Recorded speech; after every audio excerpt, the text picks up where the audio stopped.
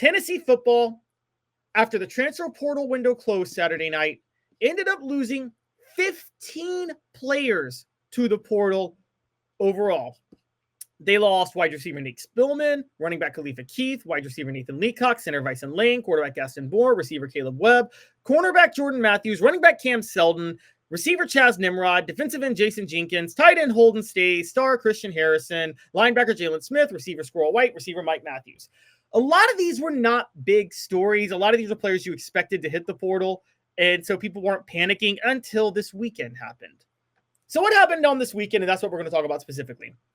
Over the weekend, Holden Stays entered the portal. I don't think that was worth panicking over. He came to Tennessee to be a number one tight end. Miles Kitzelman and Ethan Davis were beating him out, so it makes sense for him to hit the portal. Squirrel White and Mike Matthews hitting the portal, though, really stood out. The reason those were big stories is because as Squirrel White was hitting the portal, news was surrounding Boo Carter, that he might hit the portal. And within an hour of Squirrel White hitting the portal, Boo Carter sent out a tweet saying he's staying at Tennessee, announcing his inking with the Volunteer Club. This is where we are in NIL now, because we were all wondering, why does Boo Carter need to announce he's staying at Tennessee? Nobody thought he was leaving. He wasn't in the portal. People were concerned about it, but that's not something you announce unless you've actually left and come back. Well, those things might be connected. And the same with wide receiver Mike Matthews entering the portal the next day. And I want you guys to read a column I wrote about this on Off the Hook Sports on Sunday. And the question is this: did Boo Carter's return push Mike Matthews and Squirrel White into the transfer portal? Because, guys, I think it's highly possible it did. Now, stay with me on how this worked out, and I'm going to break down how this could have been the possibility. So, remember, Boo Carter was not in the transfer portal. It wasn't announced, anything like that. However, he still announced his return to the Vols on his Twitter account Friday night as part of an NIL partnership with the Volunteer Club. Now, barely an hour before that decision, Squirrel White announced he was entering the portal, or Hayes Fawcett of On3 announced Squirrel White was entering the portal. And just after midnight Sunday, Hayes Fawcett reported on X that Mike Matthews was entering the portal. So how did this all play out? Well, before Boo Carter announced his return, on Friday, Chattanooga Times Free Press reporter Stephen Hargis, who covered Carter's recruitment, said on X that Carter was discussing his role with the Vols more than NIL money. He was more focused on his role with the Vols than he was NIL money before revealing that he wouldn't enter the portal. On3 reported that role involved playing more offense. So, based on reports, Friday morning, Boo Carter was talking to the Tennessee coaches and effectively saying, by the way, Boo Carter starts at effectively nickel for Tennessee, which is probably why Christian Harrison entered the portal. And he was speaking with the coaches and saying, I want to play more on offense. I want more of an offensive role. He's looking for a Travis Hunter type role with the Vols. If he were to play offense, he would obviously play receiver. He would probably play slot receiver. And truth be told, as a punt returner, if you watched him last year, he is deadly with the ball in his hand. So I understand why there could be an allure of him playing slot receiver at 5'11", 195 pounds. But that was all happening Friday morning. Well, within an hour of each other, Squirrel White, who is currently the starting slot receiver at Tennessee and had a disappointing year because of injury, enters the portal, and Boo Carter announces he's staying. Guys, those have to be directly connected. I mean, Squirrel White would have been Tennessee's feature slot receiver next year, but if Boo Carter is going to get the role on offense, and if he's negotiating with Tennessee, and by the way, this is probably, it seems like how Tennessee landed him in the first place, which is why he was entertaining Colorado. It sounds like by making those promises to Boo Carter to play more in the slot, Squirrel White saw his reps were going to decrease, so he decided to enter the portal before the window closed. The next day, Mike Matthews entered the portal. Now, this one's a little bit weirder. Mike Matthews is a wideout, not a slot receiver. We've seen that wideouts can be the leading receiver and 1,000-yard receivers in Josh Heupel's system. See Cedric Tillman in 2021, even though Jalen Hyatt, the slot receiver, was a leading receiver in 2022 and won the Bolitnikov Award. So it can go both ways. My read into that is that Boo Carter wasn't just told he'd be the slot guy, which would push Squirrel White out. He was told he'd be the go-to guy next year, which probably pushed Mike Matthews out because Tennessee probably got Mike Matthews on the promise that he would be the go-to guy after Brew McCoy left. And I've told you guys, Mike Matthews is a rare talent. I'm not so sure how much it was worth it for Tennessee, but it seems like they had some sacrifices to make, and they leveraged the future of the Vols under they would rather hitch it to Boo Carter than they would Mike Matthews or Squirrel White. That seems like exactly how it went down. And the truth of the matter is, I don't know how smart of a move that was. I got to be honest. I don't know if playing both sides for Tennessee, if their offense is humming, is a lot harder than playing for Colorado. They run a lot of tempo. It can be tiresome. I'm not so sure Boo Carter could play both sides. Two, and more importantly, I mean, guys, would you rather replace Boo Carter at star or Mike Matthews at wideout? Now, maybe Josh Heupel thinks he can get more wideouts, but as of right now, Tennessee is shorthanded on wideouts, okay? Because with Nate Spillman in the portal now, the only scholarship receivers they have right now, as we speak, are Braylon Staley and Chris Brazzell. Now, Chris Brazzell showed some promise as a wideout this year, so he could be good. Because remember, guys, don't forget, Caleb Webb, Chaz Nimrod, Nathan Leacock, Nate Spillman are all in the portal. Dante Thornton and Brew McCoy are out of eligibility. Dante Thornton's into the NFL draft. Brew McCoy's out of eligibility. Now, Tennessee does have 3 receivers committed for this year. Joaquin Dotson, Rodarius Jackson, and Travis Smith Jr., all 2025 commitments. But if they're keeping their promise to Boo Carter, then the only thing we could honestly safely say at this point, if my theory is correct, is all they have next year to go to with receiver is Chris Brazzell and Boo Carter. Chris Brazzell is the wideout, Boo Carter in the slot. They need a lot more help with that because Braylon Staley can't play at the wideout spot, guys. He's a slot receiver.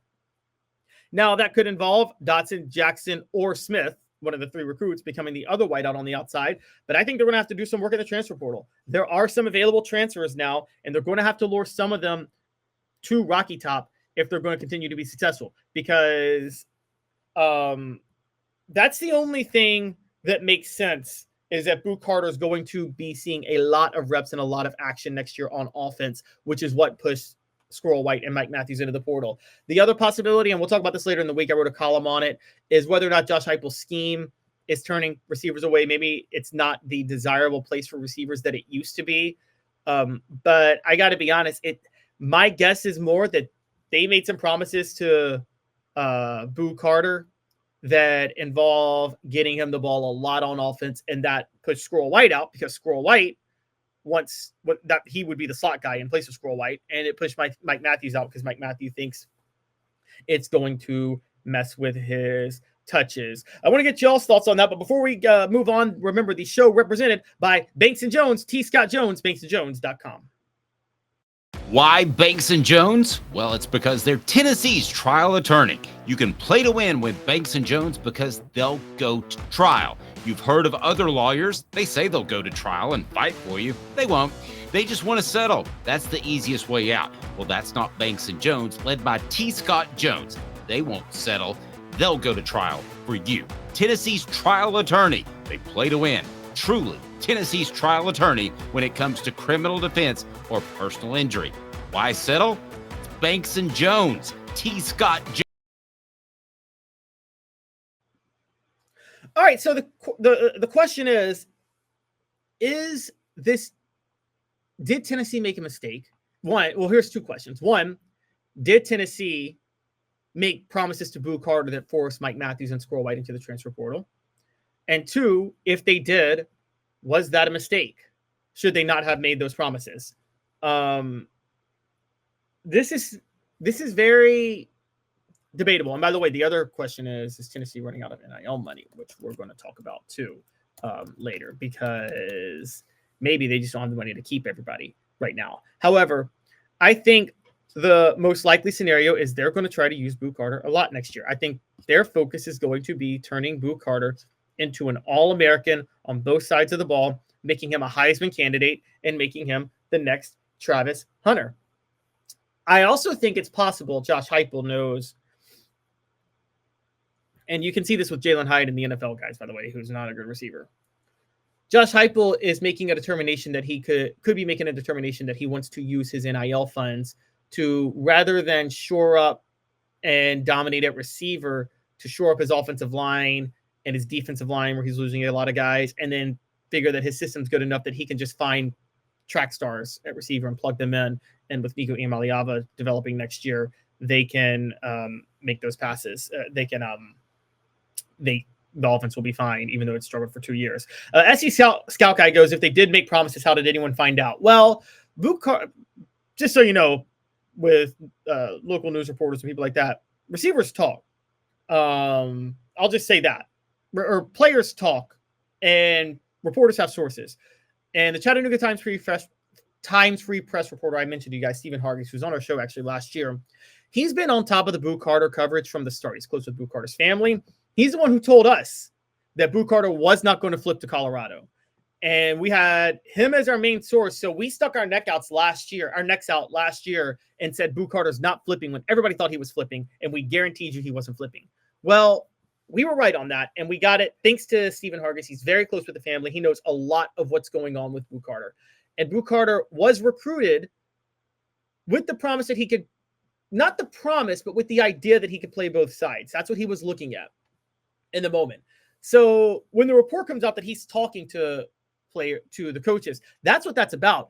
It wasn't as much about NIL. Now, the NIL side, that doesn't mean he wasn't negotiating with NIL and negotiating some contracts that involved him playing both sides, which is how it could lead to On3, which has been at the forefront of covering NIL connections. I know this is a lot to get to, but the long, short end of the stick is this. Boo Carter and his negotiations, the parties he's negotiating with, and I mean the NIL parties, have connections to On3. He has connections to the Chattanooga Times Free Press and their reporters, as his family does. That's how this gets out of what he's negotiating. So right now, I'll say this, guys. If Boo Carter and Chris Brazel are healthy, that's a good 1-2 punch at receiver next year. And Josh Heupel's system, when it's at its best, uses 3 receivers. You have a go-to wideout, a slot guy who's deadly, and then a number 2 receiver on the other side, a number 2 wideout. The 2 years the offense was at its peak, 2021 and 2022. In 2021, the go-to wideout was Cedric Tillman. The slot receiver was Velus Jones Jr. The number 2 go-to wideout was Javonte Payton. That was it. That's who they threw it to. Those were the only players that mattered for most of the year. In 2022, it was a little bit different because Cedric Tillman went down with an injury. However, they had Brew McCoy. So Brew McCoy was the go-to wideout. Ramel Keaton was the number 2 wideout on the opposite side, and Jalen Hyatt was the slot receiver. And obviously, Jalen Hyatt became a Biletnikoff Award winner. So the truth of the matter is, I think Boo Carter could play in the slot like a Jalen Hyatt or Squirrel White. And guys, honestly, he could be better than them. He is really, really, really good with the ball in his hands. Look at him on punt returns, guys. He's an elite athlete. And I don't think the coaches were too hesitant to promise him more reps on offense. Let me just say that. And particularly with Squirrel White this year struggling. Now, people are talking about Kelsey Pope and the issues at receiver. Guys, don't forget that just 2 years ago, Kelsey Pope coached a Biletnikoff winner. When he was an off-field analyst, he was tasked with developing Cedric Tillman, and he turned Tillman into a 1,000-yard receiver. And then in 2023, Joe Milton was throwing the ball. This past year, I think the rotation, because of promises made, Heupel forced guys out there who shouldn't have been out there. Brew McCoy never should have come back. Was just never himself. Lost a major step, and it just wasn't the same. Squirrel White was banged up in the slot.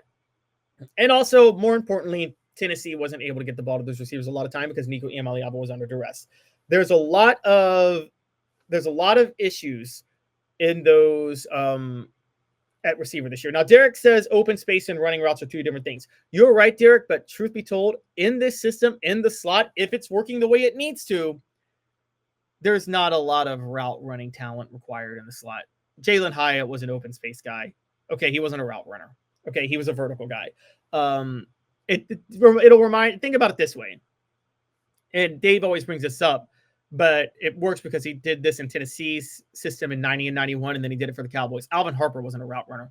He was a vertical straight line guy, and he was the speed guy to open up for the other receivers on the other side, whether that be Carl Pickens in college or Michael Irvin in the NFL. So I get there were issues at receiver this year.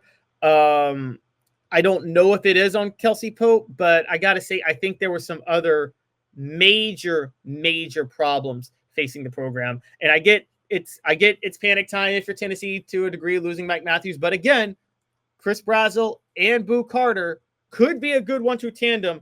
And I genuinely, honestly think that could work out, but we're just going to have to wait and see.